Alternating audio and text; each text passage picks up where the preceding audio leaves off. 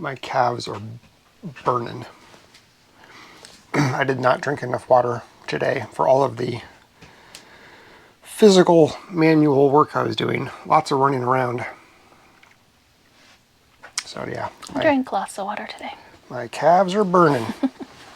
I usually drink way more water than you anyway. Oh yeah. A lot. Speaking of, I see my water over there. Do you want it? Yes, please.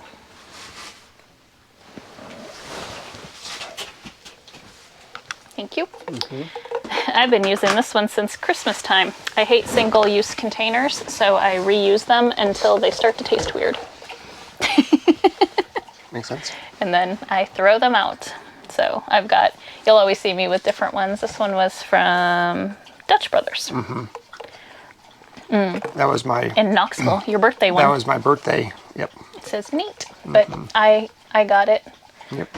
Because we had, a free birthday one from Dutch Bros, Starbucks, and 7 Brew?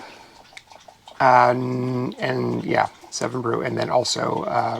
Scooters. Scooters. And you got the Scooters one, Yep. and then you got the Starbucks one. Nope, I didn't get Starbucks because Starbucks requires that you have at least one purchase in the year, and We don't. Yeah. There's no Starbucks around us. It's like over an hour away.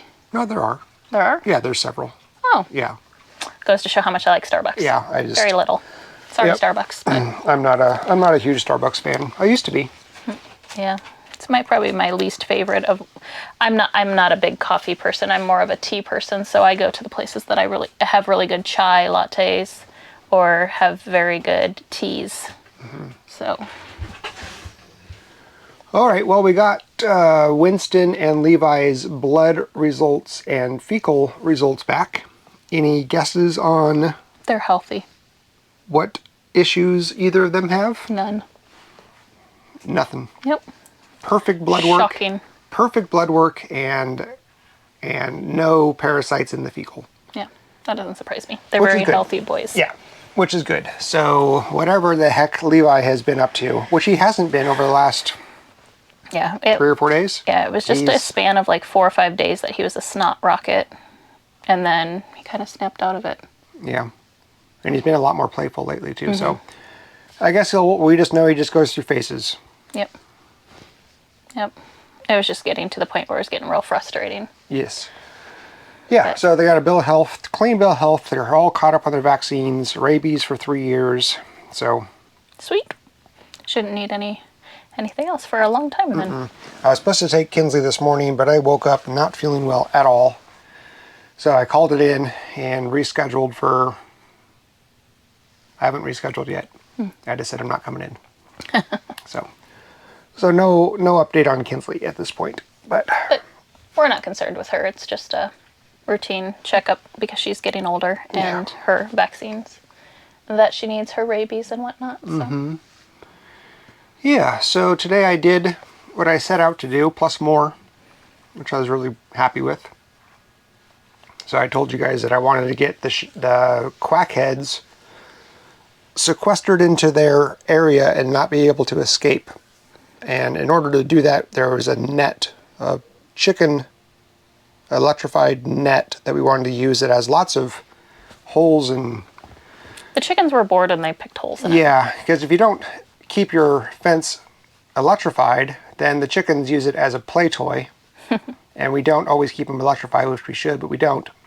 So there's lots of holes in this one. And the chickens were escaping through the holes. Which was causing a lot more havoc than just them escaping and making holes. It was also interfering with my breeding program. Yes. Yeah. Which is much more important. Yeah. So basically what we did, or I did today, what we did, but started off with taking a double hoop coop that was in Rooster Row, taking it out of Rooster Row. Because they don't use it at all. They don't use it at all. It had a messed up tarp. Yeah. Yeah. Yeah, they destroyed the tarp within like the first week. And then, and that took a little bit of getting it out of there because I couldn't use the tractor for it. It's the one that I designed where I put the wheels on the back, and then I have the dolly that I pull with the lawnmower. So I had to get the dolly out of there, had to pump up the tires. I couldn't find the tire pumper-upper adapter for my, what is it called? Air compressor. There you go. Yeah, because the bag of tools for my air compressor somehow fell into a box for 50-gallon trash bags, and I was looking all over for it, and it was right there. I just didn't see it. So anyway, did that. Got the hoop coop out of the rooster row. We put a new tarp on it. Katie and I put a new tarp on it.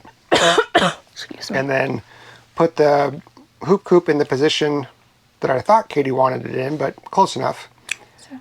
And then Katie got 3 new nets, chicken netting, 164 feet long. It's very big. They're huge. They're very long. I thought I was buying the same size that we already had. Mm-hmm.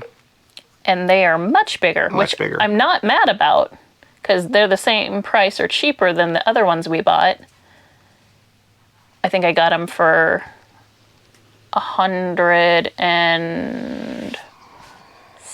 or $180 a piece. I mean, so they're not cheap, but they're not cheap.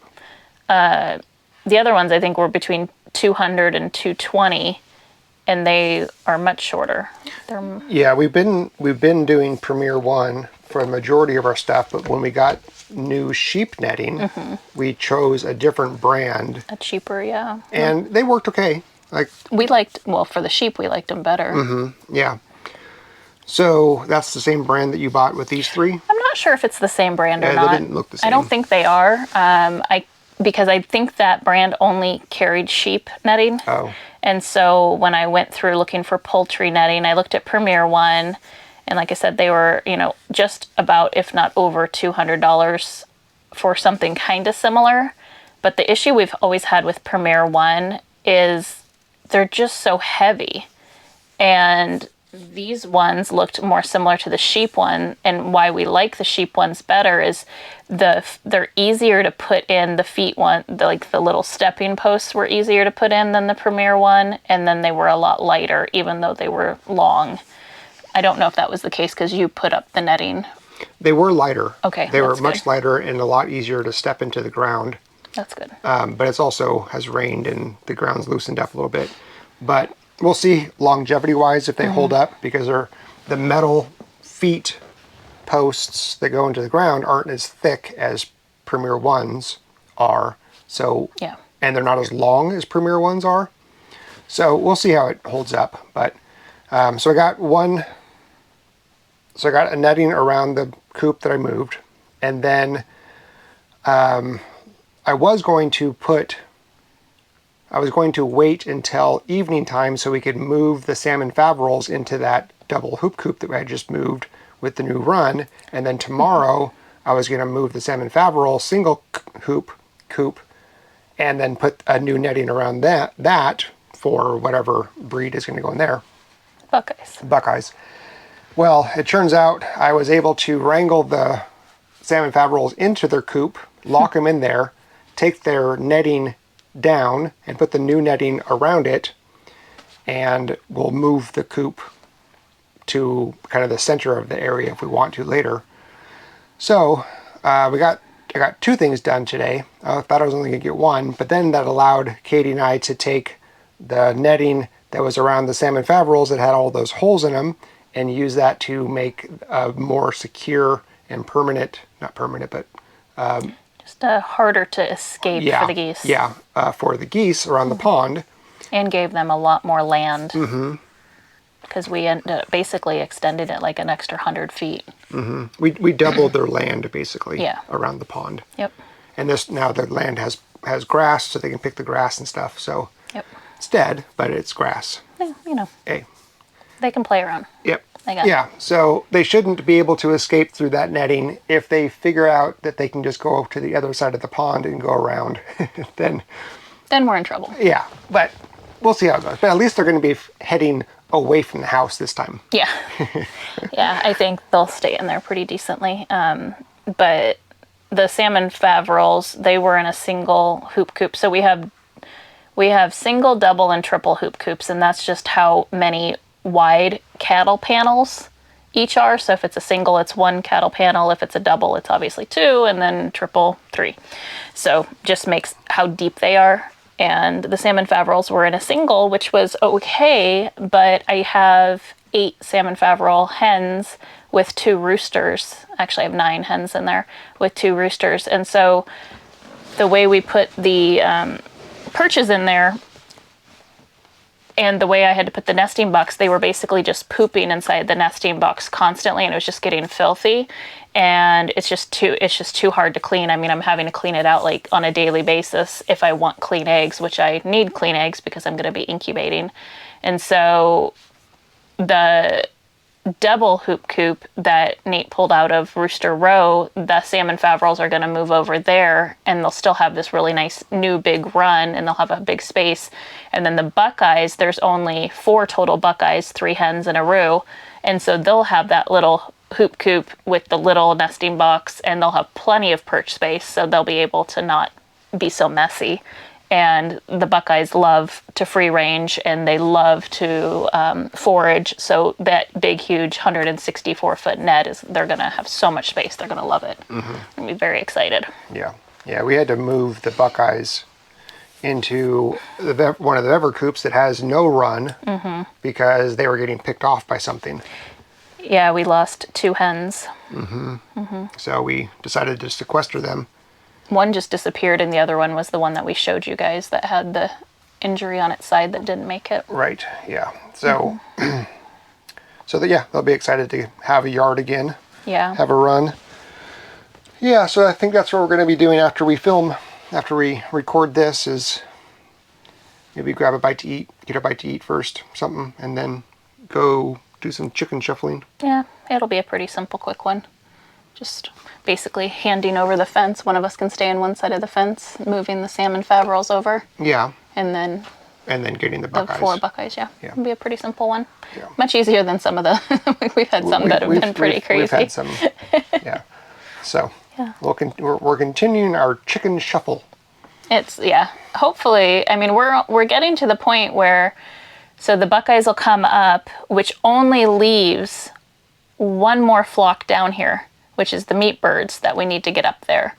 And so that's pretty good. We've almost got all of our flocks. We're always going to keep a free range flock down here to help with bugs around the house down here. But all of my breeding pairs and all of the ones they're all going to be up by the pond very soon. So that's super exciting. And then once the vevers are empty, we're going to figure out how we can move those without hopefully having to take them apart. That would really stink. And get those up there for grow outs and having extra, for whatever reason, if we need extra. So that's super exciting that all of the animals are pretty much up in that area now. Mm-hmm. Or all of the chickens and the poultry. Yeah. Yeah, and we decided that we're going to, on the next cold day, we're going to do another round of processing because there's too many roosters and we want to... Yeah. And too many ganders. Too many ganders, yeah. Mm-hmm. And you're right, it's 3 to 4 ganders, 3 to 4 geese per gander. Okay. Yeah, I thought it was like, you can do a little less, so that's why I was thinking 1 for the shenanigans and 1 for the quackheads. Mm-hmm. And then just one will have 5, 1 will have 2. They'll be fine, and that should be enough. And if they want to commingle, they can all live together, and then just get rid of the extra 2 or 3. Is that 3? 3, 4. No, it's 2. Mm-hmm. Get rid of the extra 2 ganders. Mm-hmm. And so I've never eaten geese before. Mm-mm. So I have no idea. We'll have to eat a Christmas goose. Yeah. These ones will be smaller. Chinese are not as big as the Emdens. The Emdens are what most people use for meat because they're a much bigger bird. The Chinese, they're probably full grown about 8 to 9 pounds. Where the Emdens, I think, are about 15 to 18. I think the males get up to 20. Oh, wow. So a big difference. It's a huge difference. Like, if you put them side by side and actually look at them, you can tell the Chinese look bigger because they have taller, longer necks. Yep. Like, when they stretch themselves out. But if you actually look at their bodies, they're much more petite. Mm-hmm. It's kind of crazy. Mm-hmm. They're a very big difference. Yeah, they're like a giraffe compared to a hippo. Aww. What? You calling the shenanigans hippos? They're short and big. Yeah, they're short and plump. Plump. Oh, there you go, Kinsley. Just had to go through that way. Yeah, well, let's see. Tomorrow I'm putting the tractor onto the trailer, so Friday morning I can drive it out and take it to somebody that works on tractors. Tonight I was going to figure out how to build a kitchen island, because we have the cabinets for the sink base and the trash can, and then the end panel that will make up the cavity for the dishwasher. Just not the back end. But we don't have the raised part that has the shelf, I guess. What do you call it? Bar? Yeah, the bar stool. The bar with stools under. So I need to figure out how to basically build the bar behind the sink. And yeah, and then it's going to have a piece that's going to go all the way down because it'll be back of cabinets on 2 of them. So it's going to have some type of face. Mm-hmm, yeah. Which, and then we'll cover it with something like... barnwood is probably what it'll be, most likely. Yeah, I'm thinking it's that what we have available. I'm thinking it'll be, it'll be the sink, the trash can, the sink, and then next to that is the dishwasher and then the panel. Yep. And then on the back of those, I will butt up basically like a 4x8 plywood piece, making it as tall as we want it to be, and then screwing all that together, and then having basically L brackets to put a bar, countertop or a bar top on it. So, but I gotta kind of see about all the little details because I'm not sure what to do about the corners and the side where the panel, because the panel is as deep as the cabinets. Anyway, so I just got to. Typical Nate overthinking everything. I'm not overthinking. I just don't know how to do it. So I want to watch a couple things, and then because I think this weekend I want to get back into that, and we can rearrange it to see if we would like the idea of a triangle, or if we want it to be the way we have it laid out. Okay. So. Good times. Oh yeah. Okay. Anything else? Nope. You talked through everything I helped with today. I didn't. I mean, I worked all day, so. How's your egg collection going? That's going okay. I've got 4 flats of eggs I've collected or that I'm separating. I guess I can grab them and show them. If you want to. Put my legs down. So just take those off or else I'll make too much noise. So I've got, these are my blue eggers. I'm assuming that's a good spot. So these are bantam cochins, which I don't have any orders for because I don't usually sell the bantam cochins because I usually only sell my standard flock. But a couple people have asked about them, so I might hatch out a couple. So Americanas are here, leg bars. I've got tons of leg bars, so I have orders for female leg bars. What's cool about leg bars is they're auto-sexing day 1, so as soon as they hatch, I can tell if they're male or female. What's bad about that is everyone only wants females, so I have to hatch out double, if not triple, what I would normally hatch to fill a straight run order. And like these are all my different Easter eggers are all here. So fun fact about Easter eggers, most people think that they only lay blue or green eggs. That's not true. They can lay any shade from pink all the way to dark, dark brown and everything in between. And just because mama lays this egg, her baby female might lay this color egg. So it really depends on what rooster and what his dominant colors are. And so the roosters that are in here is actually, one's an Americana and one's an olive egger. So that'll give some really fun, pretty possibilities. So anyway, I have 2 more trays just like that with the other, like the cochins and the dark Brahmas and the black Australorps and the Buckeyes and the meat birds. And so that's what I'm working on to fill my incubator. And this weekend they go in? Yeah, this weekend they go in.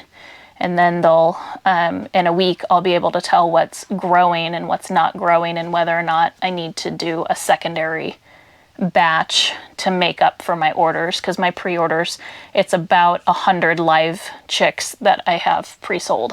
Wow. So I can only fit 3 trays in my incubator, but I have different trays that'll hold more eggs than that. I can get, I think, up to 45 to 50 per shelf if I need to. I prefer not to do that many at a time, but to start off with, if I have enough collected, I'll go ahead and do that just to make sure. And then, of course, ones that, it's not a guarantee that all of those are going to be fertilized. Yeah. I'm seeing them doing the stuff. The signs are there. Their signs are there that we have and all of the eggs I've tested I've cracked open the 2 days before me actually starting to collect for my orders. I cracked them open. I physically put them in my hand, made sure they were fertilized before I fed the yolks back to the chickens. So that they, again, could have a little bit more in their diet, too, because I'm wanting them to produce eggs like crazy right now. Mm-hmm. The only ones that are being naughty is my meat birds. They ain't doing nothing. My meat birds are really disappointing me right now. I have I have 2 separate orders for meat birds, and I already told the people there's no way I could fill all of those in one order. It'd probably take me 2 to 3 orders to fill those. And they are literally laying 1 a day. And I was expecting at least 2, if not 3 a day. And so I'm getting 1. And I'm like, whoo, this is rough. Mm-hmm. This is real rough. So I've already been in contact with the customers who ordered the meat birds and said, hey, I have a couple different ways I can help fill your order. But it's not all going to be in one shot. And they've all been super understanding. Because I was very transparent that I have a very small flock of meat birds. Because we only had them for us, mm-hmm. and then realized the market was actually very, there wasn't anyone selling meat birds out here. And so once I realized that, I was like, well, I can offer them, but not large quantities. I was like, it's going to have to be small quantities. Mm-hmm. And I already have 30 pre-orders, so that's going to take me 30 days. Yep. If it's 100% hatch rate. 100% hatch rate. It's going to, if that's the case, it would be at least, if I can get about, you can hatch out eggs up to 14 days old, but the fertility significantly declines after 10 days. So 7 is kind of the sweet spot. So I collect for 6 days. 7 is the day I'm going to put them in the incubator. I might grab a couple more if I need them on that 7th day, but usually I collect for 6 days. They rest and then they're in the incubator absolutely by day 7. I think the only birds I've ever collected more or gone longer was with our barnyard mix and like the Rhode Island Reds or something, and I still had really good hatch rates out of them. But usually with the ones that are a little bit more finicky, I try to keep, as tight as possible, or as fresh as possible, I guess I should say. So, but yeah, I'm happy to play around with it and see, but it sucks if you waste eggs because they're not fertilized, and because once they've been in the incubator for 8 days, you ain't eating that. No. That's real gross. Even if there's no development whatsoever, it's still been. Yeah, you've been cooking them for 8 days. They've been at 100 degrees for 8 days, so that's no good. So, yeah. So I'd rather, have them for food or give them back to the chickens if I, and rather just collect during these peak times. So yeah, there's a lot to all the chicken stuff that goes on, but certainly is. Still need to get that room ready. Need to do that in the next day or so that I can get the incubators cleaned out and set up, so that I can just walk the eggs right in. And we did decide on doing it in the room. The north porch. Yeah, the back porch. And I know a couple people were like, "Hey, don't forget you had snakes in there and stuff." And that was when it was complete. We had an open window. I mean, there was a lot of ways that the snakes could have got in. I don't think that they can get in now. I mean, if they do, I guess we'll find a hole, but I don't see any type of holes or any type of access areas where they could get in. Yeah, but we also talked about how we're going to secure the brooders Well, we did. I don't think we mentioned. No, Yeah. right, which we can discuss that later after Once we they get it. hatch. Yeah, but yeah, we know that there are those issues. So Yeah. and plus we don't want the birds flying out too. I mean, Yeah, baby chicks are just, it's anyone who's had baby chicks, like day 1 through maybe 3, they're adorable. They're so cute to have in your house. You just love them. Anything after a week, you're over it. And if you've had chicks, you know what I'm talking about. Because they jump out, they fluff, there's dander, there's food, there's everything everywhere. Yeah. They are so messy. And I talked to one customer that raised meat birds in her garage. They got them in December. And so that meant they had to have them in their garage the duration for meat birds. And I am like, I cannot even imagine how horrible of an experience that was. I was like, because I just remember having the meat birds. We had them in the house because we didn't realize you could put them out earlier if the weather was nicer. And so we had them in the house for a lot longer than I think we could have. But it's a neighbor. All right. We will see you tomorrow. All right. Take care. Hi, Miriam.